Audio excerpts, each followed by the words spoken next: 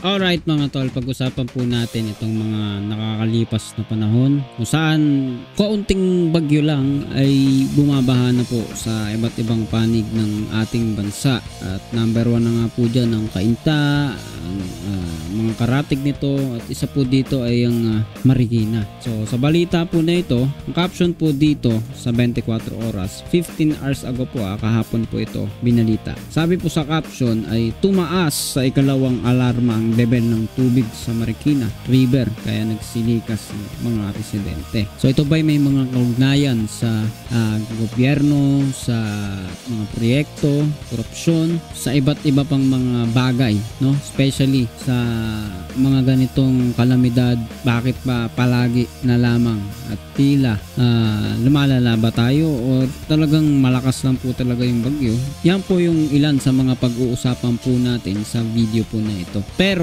bago natin umpisahan lahat ng yan, kung hindi ka pa nakasubscribe ay hit the subscribe button and notification bell para updated ka palagi sa mga videos po natin. Tara, simulan na natin to.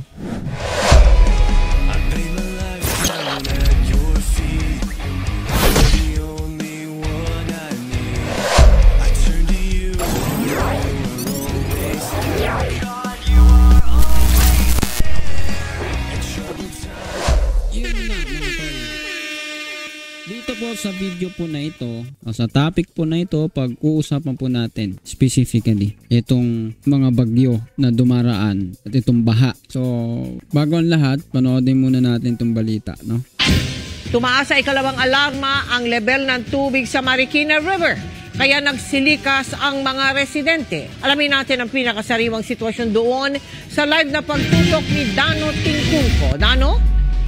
Mel, isang buwan nga mula nang manalasa ang super bagyong Karina, panibagong pangamba naman ang dulot sa mga taga Marikina ng epekto ng bagyong Enteng sa biglang pagtaas ng ilog kaninang umaga.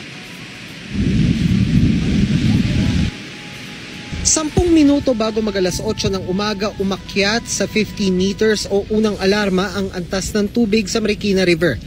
Wala pang isang oras, umakyat ang level sa 17 meters o ikalawang alarma, hudyat na dapat ng paghandaan ng paglikas. Sa bilis ng pagtaas ng ilog, hindi na nakaalis ang sasakyang itong inabutan na ng tubig. Maraming nakatira malapit sa ilog ang nagtungo na sa evacuation center. Tulad dito sa Malanday Elementary School na mabilis na napuno. Pumunta na dito. Pag nag-third alarm kasi, maaabot na yung bahay namin.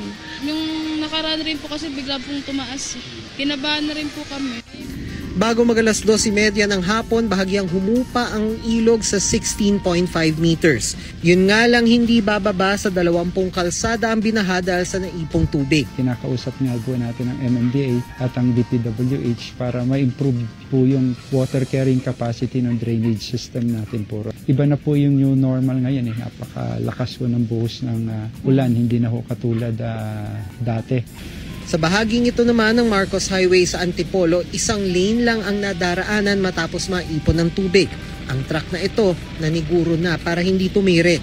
Wala, tanggalin ko lang ng air cleaner para hindi makasipsip ng tubig.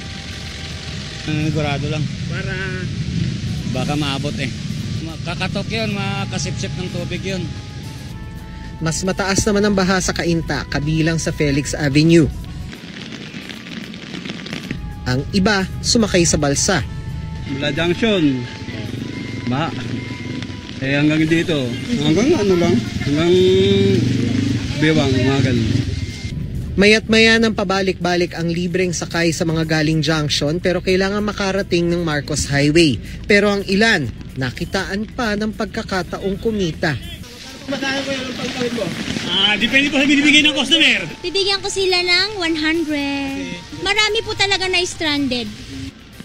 Mel, kung pangamba kaninang umaga, ngayong gabi medyo buntong hininga naman muna dahil ang level ng tubig sa Marikina River as of 6:30 p.m. ay nasa 15.4 meters na lang. Nasa first alarm pa rin yan pero malayo na rin yan kumpara kaninang umaga. Samantala, ang panahon naman dito sa Marikina, harinawa, tumigil naman ang pag-ulan at medyo gumaganda-ganda na ang panahon dito sa ating pwesto. Mel? Maraming salamat sa iyo, Dano Tingkungko.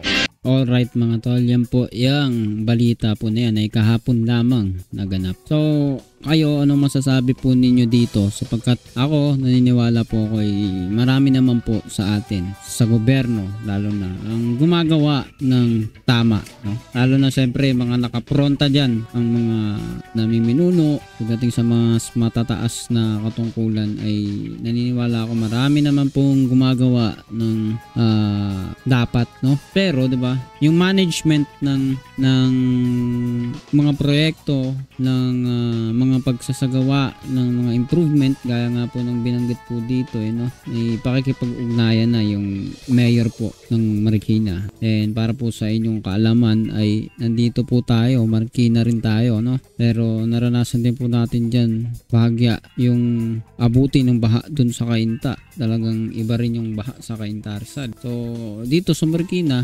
binabaha po talaga at talagang mataas po pag napakalakas po ng ulan. Pero hindi lahat ng parte ng Marikina. So may mga lugar na hindi binabaha at awa po ng Diyos, nalulugaran po natin hindi binabaha. Gayon pa man, 'di ba? Kung ating palalawakin ang ating kaisipan, may kakayanan ba talaga ang ating gobyerno, ang teknolohiya na maiayos ang ganitong problema lalo sa ating bansa? Hindi lang yan sa Marikina at Cainta, iba't ibang panig ng lugar kung saan binabaha. Sabi nga in drainage system, kung paano yung mga sistema, iba't ibang sistema ng flood control, 'di ba? Ako, I believe sa panahon ngayon, pwede maisaayos. Pero ang tanong na susustain ba itong mga pangangailangan na ito? Itong pangangailangan sa pagsasaayos, lalo na sa mga ganitong suliranin na kinaharap po ng bawat syudad, ng bawat isa po sa atin sa bansang ito. Meron bang pinaprioridad na ibang bagay o ginagawa naman talaga yung best at yan lang talaga nangyari o meron ng usapin ng korupsyon? Ikaw, anong maiisip mo dito sa bagay po na ito? Comment down below at baka sakali ay mabuksan po ang mga pag-uusap, ang mga ideya kung paano po tayo makakatulong sa ating mga lugar. Ay, di ba? Sino-sino bang magtutulungan din? Hindi yung mga tao din talaga. Tulungan natin ang gobyerno na magawa yung dapat gawin. Siyempre, meron din tayong parte dyan, responsibilidad. Mga pagtatapon pa lang basura sa pagiging responsableng Pilipino pa lamang dyan sa labas, sa lansangan, sa mga ilog, sa mga kanal. Kung paano po tayo nagtatapon ng basura ay maliit na bagay kung titignan, pero meron pong epekto kung lahat po tayo ay nagiging disiplinado. Pero napakalawak po ng pwedeng pag-usapan dito. Talagang hindi mawawala yung mga usapin ng tamang pag-handle ng budget, tamang pagsasaayos, pagpapatupad ng mga proyekto, kung paano uubra ang mga sistema kagaya ng drainage system, flood control at iba't iba pa.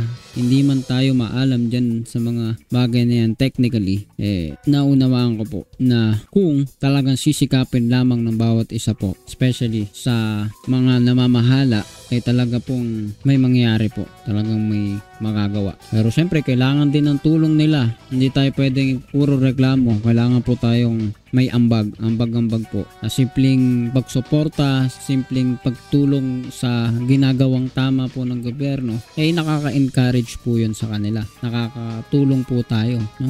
Magagandang salita po ang ibigay po natin, gawin po natin yung parte natin. Kung may mali tayo nakikita ay positive criticism po ibigay po natin sa kanila, dahil lahat po tayo dyan ay apektado, lahat po tayo ay nakikinabang din naman kapag maayos na ipapatupad ang lahat ng ito. So ikaw po, anong masasabi mo? Hindi ito usapin ng politika kung sino yung magaling, sino yung hindi magaling. Ang usapin dito, ano yung tama, suportahan natin, gawin natin kung ano yung magagawa natin. Kahit nasa bahay ka lang, meron kang pwedeng gawin, diba? Meron kasi may mga tao, puna lang ng puna. Nasa bahay na nga lang, wala pang mabigay na salita na maganda. So ngayon guys, sa video po na ito, naway gamitin po natin ito bilang channel ng pagkakaisa na maging honest sa loobin natin, pero naroon maiparating po natin yung care, yung pakialam sa kapwa, sa gobyerno, sa bansa, sa bawat mamamayan, sa bawat isa sa atin. Simpleng pagko-comment dyan, pagsasabi ng iyong saloobin ay meron pong epekto ito sa mga nakakabasa, nakakapanood, na ipapamulat po ang nararapat makita ng bawat isa. Especially kapag tayo po ay nagdidiskusyon, nag-uusap-usap po dyan sa ibaba or sa anumang kaparaanan, nabubuksan yung mga pintuan na pwede po nating makita, tignan kung paano gagawa ang bawat isa sa atin ng nararapat. So comment down below kung ano masasabi mo sa topic po na ito, and syempre don't forget to hit the subscribe button and notification bell para updated ka palagi sa mga videos natin na parating. See ya ulit sa susunod na video.